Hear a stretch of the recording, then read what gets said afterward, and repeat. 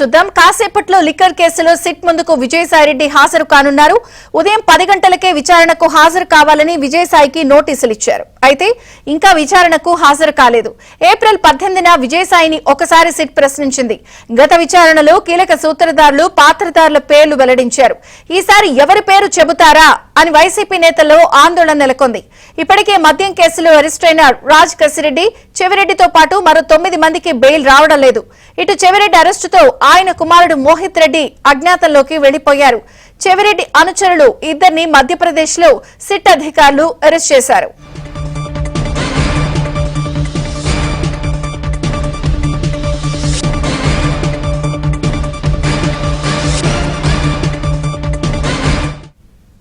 కాసేపట్లో లిక్కర్ కేసులో సిట్ ముందుకు విజయసాయిరెడ్డి హాజరవుతున్నారు. ఉదయం 10 గంటలకే విచారణకు రావాలి, కానీ విజయసాయికి నోటీసులు ఇప్పటికే ఇచ్చున్నారు. అప్డేట్స్ సత్య అందిస్తారు. సత్య,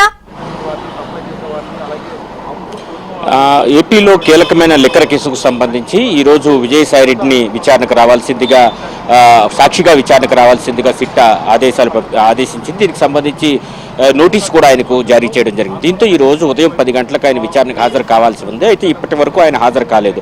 అయితే ఆయన హాజరవుతారా లేదా అనే దాని మీద ఎలాంటి సమాచారం లేదు. ఆయన ఫోన్ అయితే మాత్రం ప్రస్తుతం స్విచ్ ఆఫ్ చేసింది. మరోవైపు ఆయన విచారణకు హాజరు కాకముందే ఎక్స్లో, సామాజిక మాధ్యమం ఎక్స్లో ఎవరైతే కర్మను చేస్తారో వాళ్ళు అనుభవించక తప్పదు అనే విధంగా భగవద్గీతకు సంబంధించిన ఒక శ్లోకాన్ని కూడా ఆయన పోస్ట్ చేయడం జరిగింది. తరువాత అంటే ఈ విజయసాయిరెడ్డి ఎప్పుడైతే ఏప్రిల్ 18వ తేదీన సిట్ విచారణకు పిలిచిందో నాడు కొంతమంది పేర్లు ఆయన వెల్లడించారు.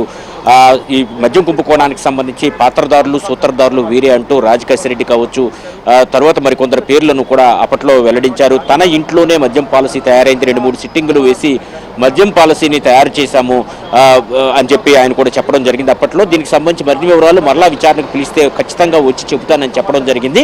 దీనిలో భాగంగా తర్వాత ఆయన ఎవరి పేర్లు అయితే చెప్పారో వారందరినీ కూడా అరెస్ట్ చేశారు. వారందరూ కూడా ప్రస్తుతం అయితే జైల్లో ఉన్నారు. సుమారు మద్యం కుంభకోణం కేసులో దాదాపు 11 మంది వరకు కూడా ఇప్పుడు జైల్లోనే ఉండడం జరిగింది.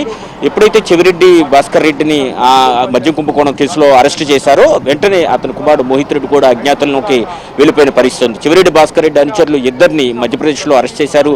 వారిద్దరే ఈ మద్యం కుంభకోణానికి సంబంధించినటువంటి ఈ నిధులు ఏవైతే ఉన్నాయో అక్రమంగా సంపాదించిన డబ్బుని ఎక్కడికి చేరవేశారనే దాని మీద వాళ్ళదే కీలక పాత్రగా చెబుతూ ఉన్నారు. ఈ వివరాలన్నీ కూడా మద్యం కేసు ఈ రోజు కనుక విజయసాయిరెడ్డి అటెండ్ అయితే కనుక చాలా కీలక పరిణామం చోటు చేసుకున్నట్టు మనం భావించాల్సి ఉంటుంది.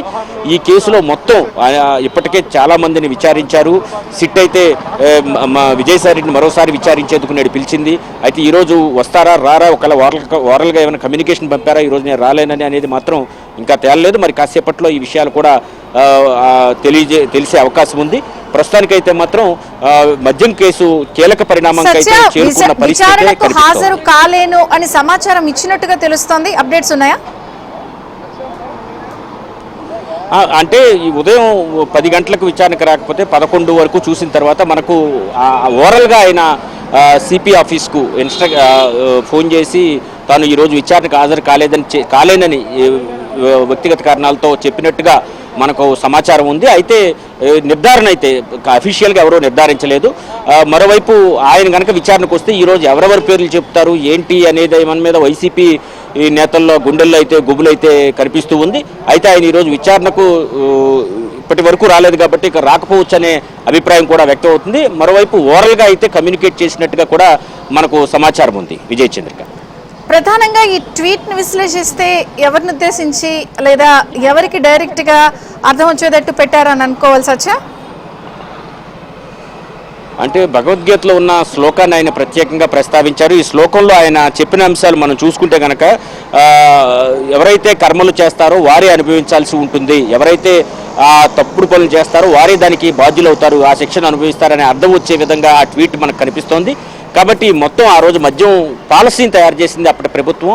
పాలసీని సెక్రటరియట్లో తయారు చేయాల్సిన పాలసీని విజయసాయిరెడ్డి ఇంట్లో తయారు చేయడం, అదేవిధంగా ఈ మొత్తం వ్యవహారానికి హెడ్ ఎవరైతే అప్పుడు ప్రభుత్వానికి హెడ్గా ఉన్నారో, head of the institution as per constitution governor అయినప్పటికీ ప్రభుత్వాన్ని నడిపించేది ముఖ్యమంత్రి కాబట్టి ఎవరైతే కర్మలు చేశారో వాళ్ళే అనుభవించాల్సి ఉంటుంది. అప్పటి ముఖ్యమంత్రిగా ఉన్న వైఎస్ జగన్మోహన్ రెడ్డిని ఉద్దేశించే పరోక్షంగా ఈ వ్యాఖ్యలు చేసినట్టుగా మనకు కనిపిస్తోంది.